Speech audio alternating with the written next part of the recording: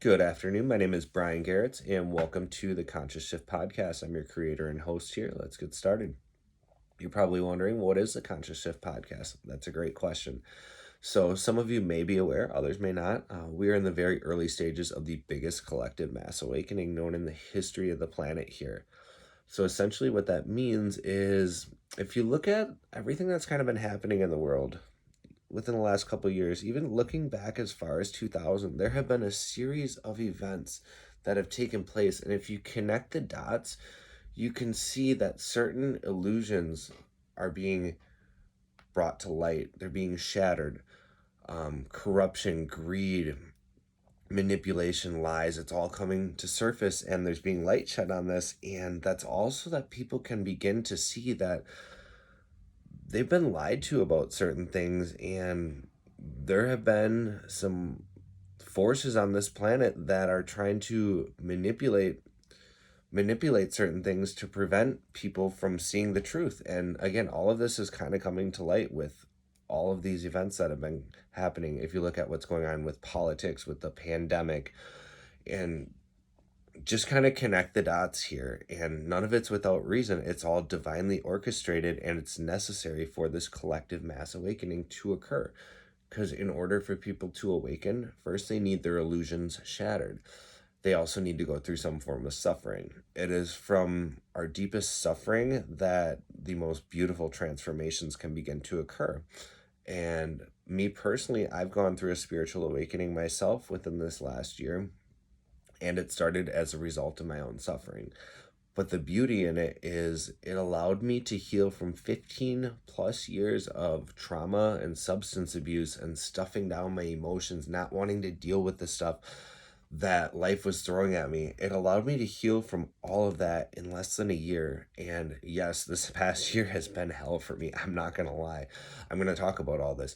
It has been hell, but it's been a beautiful transformation, and every day I still continue to learn. I'm so grateful for the opportunity to be able to have a second chance at life, because I followed what society told me I had to do for so long without following my own soul. And so in this process, I rediscovered who it is I am, what I came here to do in this lifetime, and unlock certain gifts that I'm going to talk about here in this podcast and coming episodes.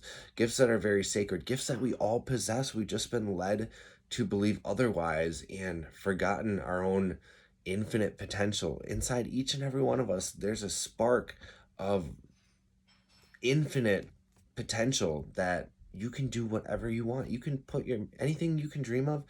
If you have a dream, that you were given that dream for a reason. And so again, that's all stuff I want to talk about here.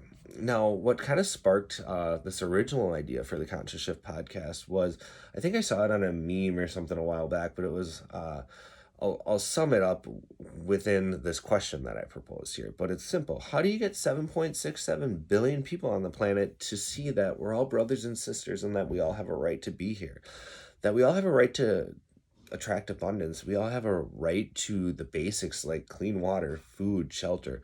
We all have a right to divine health. We all have a right to manifest our dream life. How do you get everyone to see this? Because now more than ever, people are more divided. And whether you realize it or not, wherever each specific individual listening to this right now is on their own unique journey, eventually you will have an increase in consciousness, and you will begin to see that there is one common thread that connects us all. And that common thread is found in every single religion. And again, that common thread is love. It doesn't matter who taught it. It doesn't matter what beliefs people have towards a specific version of love. It's all the same. Love is a frequency. It's the most powerful force on earth. It cannot be controlled or contained, even specific to a set of beliefs. God doesn't speak English. He speaks frequency. Therefore, if you have two people with very different beliefs on what they think love is, they can both be emitting that love frequency with their individual, separate, specific beliefs. They can emit the same frequency that is love, and it doesn't matter those beliefs that they're tied to. And so that illusion of separation is one of the biggest lies that we've been fed. And so again, that's what I aim to do here with this, is to get people to see the one common thread and to see all of the other agendas that are at play here, the divide and conquer agenda in politics, in religion, and so many other aspects of our lives. It's so important that we begin to see these things. And if you're not to the point where you agree with any of this, that's fine, because someday you will reach a point where you will have an increased level of consciousness and you'll start to realize, hey, what Brian said on that podcast, he might have been onto something. And again, so if right now I'm just planting a seed in your mind, that's perfect. That's all. That works for me. I love everyone unconditionally. I try to do everything I can out of love. And like, yeah, so if I'm talking to a Christian, I would say Jesus is in my heart. They're absolutely right. And that's what I try to do. I just don't need a label for it. And I don't like labels. Why do we need labels? Why do we have to put things in boxes when love is just a frequency meant to be shared with the entire world? That's what I want to know. And so, again, that's the basis of this whole project here. It's about the conscious shift that we're about to experience here on this planet. And again, there's many of us who've already gone through awakenings. And we're all at different levels of this journey. And I love it because I learn things from every single person I meet, whether they're fresh on their journey, whether they've been conscious for 10 years, or whether I'm talking to my 11-year-old son who still drops wisdom on me every day, and I'm like, wow, he learn stuff from your children. They say if you ever sometimes you need to talk to a 4-year-old and an 84-year-old just to understand life again, and I couldn't agree more with that. And like, there's just so much material I have specific to this project, and I'm just really thrilled to be able to share it with you. And we're gonna decode the matrix together. We're gonna dive into, looking into healthcare, education, banking, all of that. And I'm gonna be able to help expose it for what it really is. It's all smoke and mirrors. Like, again, abundance is our birthright, divine health is our birthright, manifesting your dreams is your birthright. And you don't need any of those artificial things in the matrix to do all of that. It's just what society tells you. And yeah, so I'm really, really excited to be able to be on this journey with each and every one of you. And again, this is a project that I'm doing, so wherever it goes is where it's going to take me. I have a specific goal in mind of what I'd like to eventually do, and for me, this is kind of taking that first step here.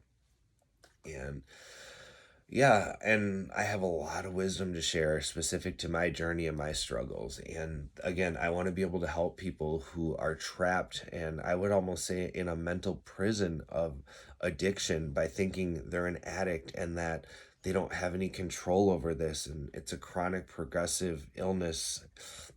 That's only true if you believe it to be true. So our thoughts create our reality.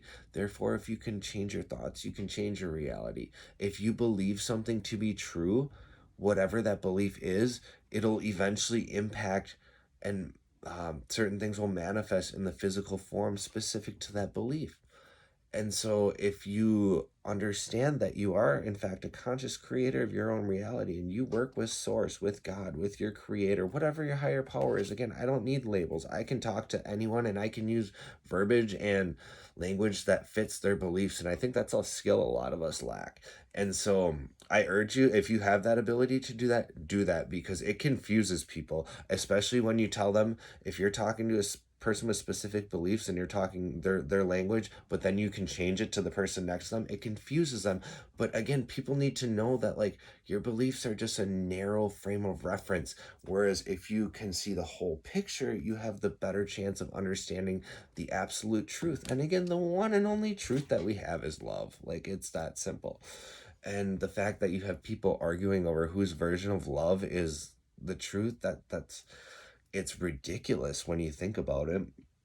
And yeah, that being said, if your version of love, if you follow a book, follow someone else's spiritual experience, and that's your version of love, I love you unconditionally. I have no judgment towards you. And if you are the best person you can be because of that, and you act out of love in everything you do, that's great. That's what the world needs. However, if your beliefs cause you to think that anyone who doesn't share your beliefs is going to be subject to an eternal damnation, then again, that's passing judgment. And whether you realize it or not, you're passing that judgment on to those who don't share those same beliefs. And few understand that. And again, there's like over 5,000 gods worshipped by humanity. And so what I always say is, don't worry, only your version is correct. Like, do you realize how silly that is?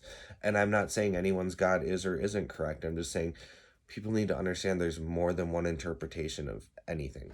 So, yeah, so a little about me, as you're probably wondering. My name is Brian Garretts again. I'm 33 years old.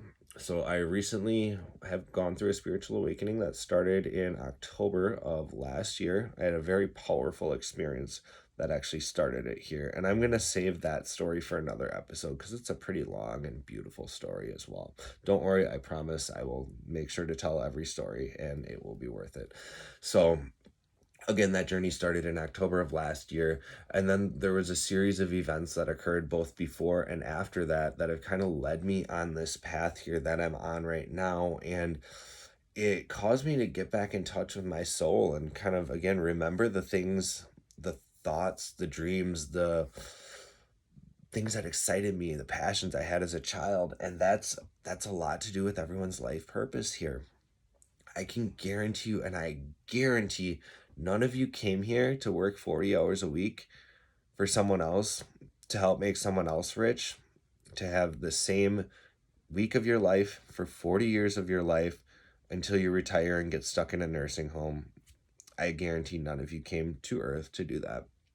So, the individual conscious journey is all about reconnecting with your soul, reconnecting with your purpose, finding those things that excited you as a child. Because as a child, you're closer to God, closer to source, and so you're more likely to have passions that are reflective on things that would be in alignment with your soul purpose and your mission. So I know there's a lot of people that are really sad today in the world. They're depressed, they're anxious, a lot of mental health and stuff. And what I have to say about that is you're not depressed, you're not anxious, whatever mental health issue you have, that's not who you are. You're just not in alignment with your soul purpose. And so again, it takes a conscious spiritual awakening, that journey to consciousness, to kind of get back to those roots, to remember and empower yourself why you came here. And in doing so, again, it is going to empower you, and it it shifts it from again being helpless with a mental health condition. Instead, it kind of shifts the paradigm to allow you to look at it differently. And again, I think that's what we need to do specific with addiction as well. Is there's a lot of people who, are trapped in that mental prison, and I want to help people learn that they can emancipate themselves from that mental prison, that mental slavery of addiction.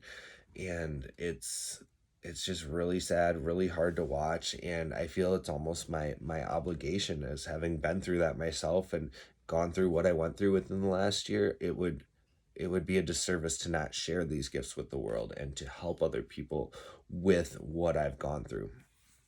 And so, yeah, um yeah, my spiritual journey has definitely been a kick in the nuts. It's been intense, and that's what it's supposed to be though, and that's the cure for all the trauma, all that pain that I was carrying around for way too long, all these emotions that I was stuffing down with drugs and alcohol.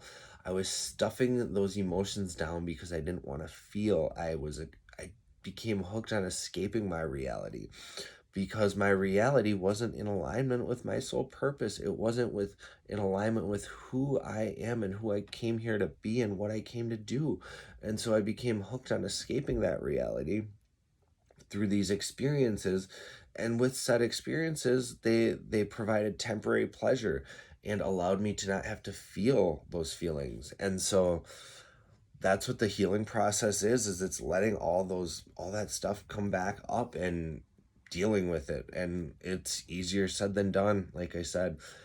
But the good news is I can help hold others' hands through this journey because I've been through it. And that's kind of the beauty of the gift that I've been given, is to be able to pass it along. And I I got to a point in my journey, probably I'd say this summer, where I I knew I wanted to do something, but I didn't know what I wanted to do. And I kept overthinking it, kept having all these doubts, talking myself out of it. And like it actually led me to almost become sad because I felt like I was doing, again, humanity a disservice by not sharing this with the world and trying to help other people with my experience, strength, and hope. And so, again, I'm super excited about this. Again, wherever it leads, I'm gonna kind of go with it. So, will I have guests at some point? Who knows? Potentially. Um, Also with this year here, my year in January started off, the apartment building I was living at had a fire. So that was an interesting beginning. I did not have renter's insurance, not because I couldn't afford it. It was actually on my list of stuff to get, and so I didn't. I have like stuff in a storage unit, but I had to throw away a lot of furniture and stuff from the smoke damage. The building was supposed to be ready within a few months, but they had to basically gut it all out, and so we're at the end of October here. It's supposed to be ready pretty shortly. So because of that, I actually had to move back in with my parents at 33 years old. Now you're probably like, why wouldn't you just get another apartment, dude? You're 33. And that's a great question. So when you're an addict, when you have been labeled by society as an addict and a criminal, felon, bad credit, and I work for tips mainly with my job, there's not a lot of places that'll rent to you under those circumstances. And as you know, rent is ridiculous as is. I mean, you have people that are working two and a half jobs just to pay rent, and that's insane. It's almost like people are slaves nowadays. They just don't realize it. Modern slaves are not in chains. They're in debt, and they're also enslaved by their own free will through the limitations that society has conditioned and placed into their minds.